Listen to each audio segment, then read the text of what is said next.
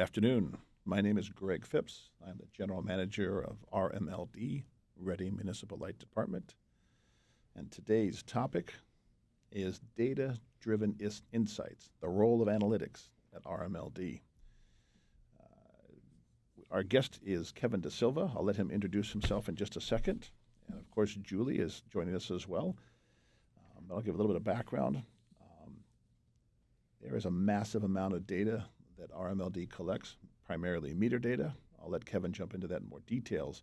But one of the big changes we're making at RMLD right now is a focus on data analytics, actually using that data for more than just billing.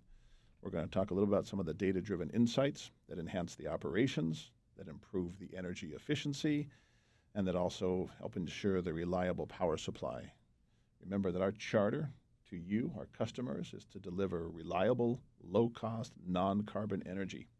Keyword being reliable, low-cost, non-carbon. So we're going to jump into this in just a second, but before we do that, Julie, I'll let you introduce yourself first, and then I'll let Kevin introduce himself, and we'll kind of jump into a couple questions for Kevin. And you. Thank you, Greg. So I am Julie Blackley, and I am the Communications Manager at RMLD, and I am also the Executive Producer of this Current Insights podcast. So I just want to give a plug that every episode we close with a customer question, and you can be a part of the show by emailing your question to podcast@rmld.com. And you can also send us suggestions, topics you want to cover. We're here to serve the customer. So we'd love any feedback you can provide. Super. Thank you, Julie. You're welcome. So, Kevin, first question, we've established you as our RMLD's resident data guru. Yep. So why don't you, as a point of introduction, a little bit about your background and what made you interested in being part of the RMLD team? So I did my undergraduate in automotive engineering in India.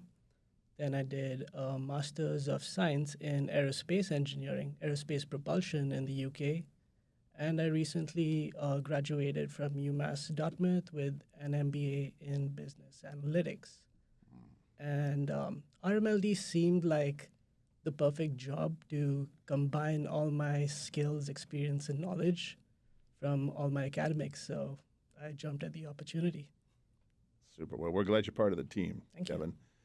So we talked a little bit about a lot of data at RMLD, and you and the rest of the team are going to help us turn it into insights and usable information.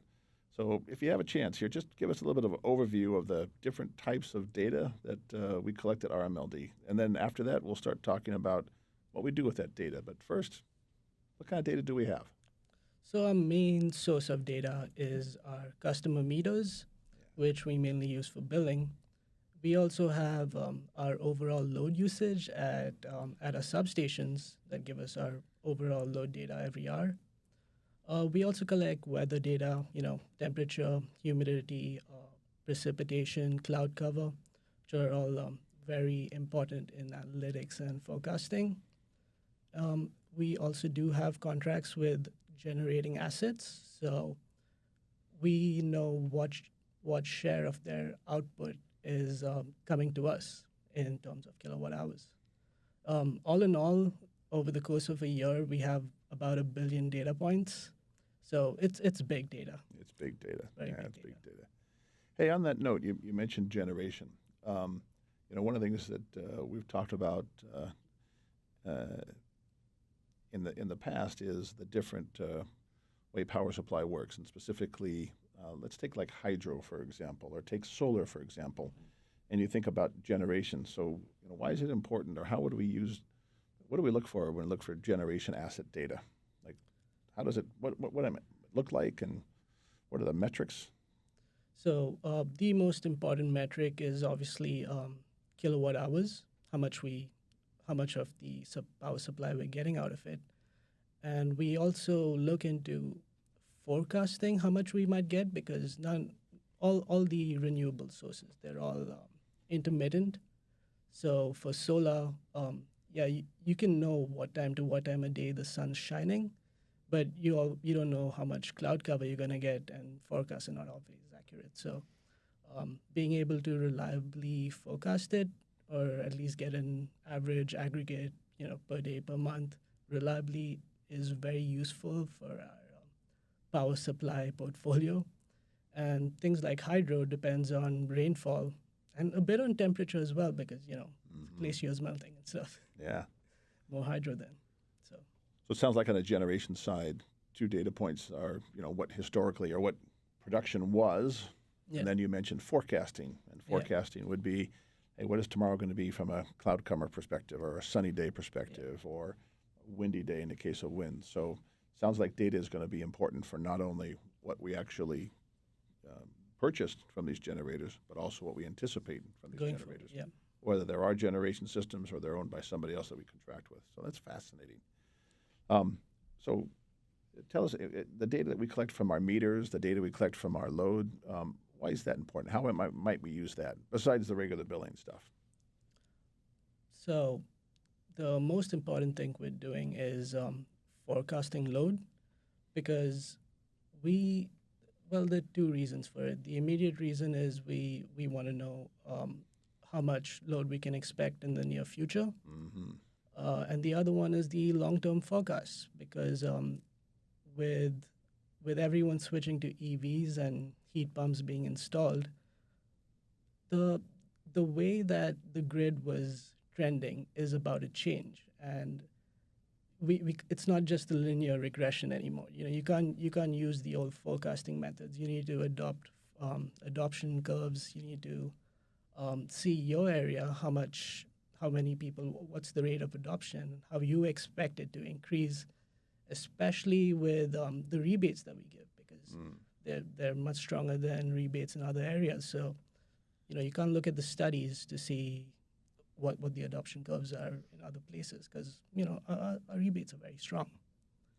So interesting, Kevin.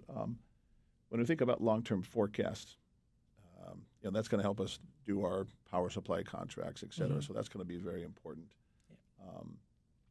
It also is going to impact the long-term forecast, what sort of capital investments we make. It'll affect, what sort of distribution lines, what sort of storage systems we put in place. So we're focused, it sounds like we're focused heavily in terms of the data forecasting. Yeah. And you mentioned that the traditional way of just using linear regression doesn't work anymore. No. We're actually trying to predict the future 10 or 20 years down the road with tools that we're literally creating on a regular basis. Talk a little bit about how we might use that data. And then, Julie, after that, I'm going to ask you about how the customer might look for that. But, how do data analytics help us as RMLD maintain our high reliability standards? What are some of the things we do with that data? For reliability, the number one cause of outages is trees. So we actually look at our outages on a map and we look for hotspots, and we just trim trees at those hotspots preemptively. We monitor them.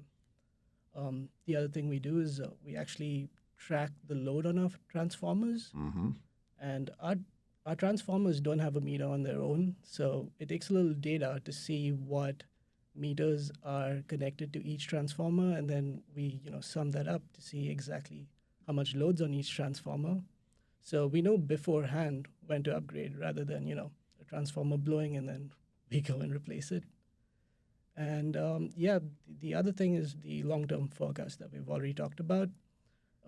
It's very, very important to have an accurate prediction of the future load, mainly because these are big investments and we got to make them like 10 years into the future. So we need to know right now what's the right amount to invest. We invest too much, our customers pay for it. We invest too little, we're in trouble. Yeah, we can't deliver. Exactly. Our reliability goes down. As I'm going to come to customer here in just a second. But you mentioned transformers. So it sounds like we're using data to look at the data that the load that the transformer is undergoing. And like anything, the higher the load, the faster a transformer will wear out. And wearing out basically is tied to a whole bunch of factors in the interior. There's not a lot of moving parts in a transformer, but they do age, and load drives aging. So it sounds like we're using the meter information that's tied to specific, which sounds like it's tied to our GIS system. Yes. So sounds like it's not just data, not just pure numbers, but it's geographic data. And you mentioned vegetation management. You mentioned transformer management. So there's a GIS platform that also has a lot of data as well. And then the other thing that you kind of mentioned is, customers, right? Customers, they want things to be easy. They want things to work. But in this increasing world of electrification, that's going to we want to put the controls in the hands of the customer. So, Julie, I don't know if you want to just talk a little about some of the things that we're doing, from a customer communication, customer access. How might this data be helpful to a customer? Right. So we are in the beginning stages right now of updating our website, rmld.com. And one thing we are looking at is how we can integrate some of this data into our website so customers can see it and have, a real-time assessment of what's going on. So some examples of that we're looking into, Kevin mentioned tree trimming. So we want to, on our website, have a more detailed tree trimming schedule that we are looking at. Hey, exactly, coming down my street. That we're looking at, automating that with the data that we have. And also something that we want to do down the road. We want to arm our customers with as much data as possible so they can control their load. And in terms of peak times, we want to be able to, we have a Shred the Peak program, which we reach out to customers when a predicted peak is happening, and we give a notification that customers should do what they can to reduce load so we don't have to purchase as much power on the wholesale market. But eventually, we have this data, we want to be able to provide snapshots so a customer can just either look at either an app or our website and see for themselves, what the customer load is. And back to what I said, we are in the process of developing an app, and that will be a tool where customers can see their usage, and it might be surprising. You might think, oh, well, what can I do to reduce my load? My load is very high at around this time, and hopefully it can shift custoer behavior. So little things like EV charging, right? Yeah, EV charging. About, for those that are, EVs are coming, and how might I make that mobile app? How might I think about when to charge my vehicle? Right. What would be a good time to charge my vehicle? Right. So overnight is the best time to charge your vehicle, just like, charging your phone. Many of you charge it overnight because you don't need it. And it's especially important with electric vehicles given, the electricity that they require for charging. So it's just a natural thing that customers should, charge their vehicles overnight when, the load profile is lower and when a customer doesn't need their vehicle unless they are going out in the middle of the night. And it's cheaper for them as well. Exactly. That's right, and it's cheaper. That's very good. Exactly. Yeah. Well, so customer community, this data that Kevin, we're going to, have a couple more questions on data, Kevin. But Julie, it sounds like this data is intended for us to help us, manage and run the utility more efficiently, more reliably, more cost effectively. Make sure we hit our non-carbon compliance. But it sounds like what you're saying is, make it easier for the customer. Exactly. So, if you want to make a decision, having data to back it up is very important. So we're going to do our best to empower customers to make the best decisions on their usage and also let them know what their usage is. So there's a lot to come on that. And maybe there might be times when they're looking at, hey, I did a air source heat pump installation, and I could do my application for the incentive on the web app or the mobile app. So there'll be a lot of opportunities for them to do work on the communications. Hey, and even see our newsletter, not just an email, but and outages too, right? Outage map, et cetera. We like to minimize outages, right? Where you have a very good track record, but what's happening from an outage perspective as well. Right. That's excellent. Kevin, I know you've been doing some work in terms of forecasting load.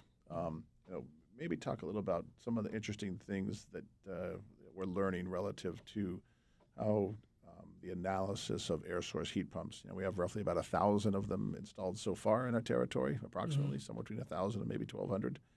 But what's kind of interesting things that we learned about air source heat pumps and how might it affect load? Like the seasonal profile. So right now, most of our customers, I think they're either heating their apartments or buildings with gas or oil. Mm-hmm. And once they switch over to heat pumps, you see a load increase during the winter because traditionally that wasn't energy usage, and now it's energy usage. So we see that the winter usage increases for customers with heat pumps, but surprisingly, the usage in the summer decreases as well. And the main reason for that is that when customers get a new heat pump, they want to, well, they're replacing an old system, an old AC. And the new heat pump is much more efficient, even in cooling as well as heating. So we see their summer usage decreases, which is good for them because summer rates are the highest, and they get a little bit more during the winter. But it's still cheaper than gas and oil. Excellent. We talked a little bit about meter data as being one of the sources of data, and we can call meters instrumentation, but when we talk about meters in the utility sense, it's typically the meters that are bolted to the side of the house or side of a building. Meters have been around for decades and decades and decades, including smart meters. We have a platform of smart meters, but we are in the process of growing the next generation of smart meters. Tell us a little about what that data, might do. How might we use that data to help the customer? So right now we have a time of use rate for customers, and that time of use rate, it has, this much is what you pay between 12 to 7, and then the rest of the time it's another amount. But if we had smart meters everywhere, we could actually get more granular time of use rates. So, different hours you pay different rates. And that's actually really interesting because say you're on one of these rates and you want to save a bit of money. So what if, you put your thermostat at 68 the hour before the peak, and then you just switch off your AC for an hour. You save, the highest usage money, and then you switch it back on. It's like nothing ever happened. But I think you can save a lot of money that way. Also, you could connect your vehicle to the grid, electric vehicles. So there's bidirectional charging coming out for EV vehicles right now. EVs right now. Yep. And what you could do is you could charge your vehicle overnight, and if you're not driving anywhere during peak times, you could sell that electricity back to us, and it's like another source of income. Like a bill credit. Yeah, it's a bill credit. Yeah, to reduce your bill. So it unlocks a lot of features, a lot of functionality, and it also, when we build out an app, not if. Yep. It's going to be very interesting. It's I think you're right. It's going to be evolving in terms of how we make that app work. But it needs data, right? It needs data. And these smart meters and this advanced meter infrastructure platform, AMI as we call it. We've got a small number of meters, a small portion of our meters that are under the smart meter category, but we're going to broaden that out based on all the stuff we've learned so far with the data. But you're right. It's going to give the customer more control, but also give them more opportunity to use their assets more efficiently and be part of the overall network. Because, for you customers out there, we are a community.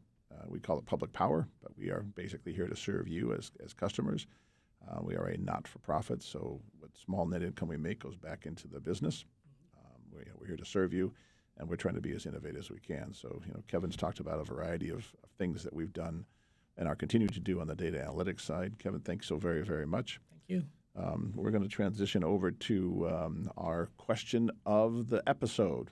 Hooray. And I'll pass it over to you, Julie. So, question of the episode. Yes. Again, I am going, as I mentioned earlier, I'm going to give another plug for customer questions. So if you have a question that you'd like featured on Current Insights, give us a shout out at podcast@rmld.com with your customer question. And if you're lucky, we will choose your question and give you a shout out. On that note, today's question is from Raymond in Reading. And electric vehicles was a topic that we discussed heavily, and we have an apt electric vehicle question today. So, Raymond's question, it is a three-parter. So, as background, within or among the RMLD territory, we have a number of public charging stations. So Raymond wants to know, how much did these EV chargers cost to install?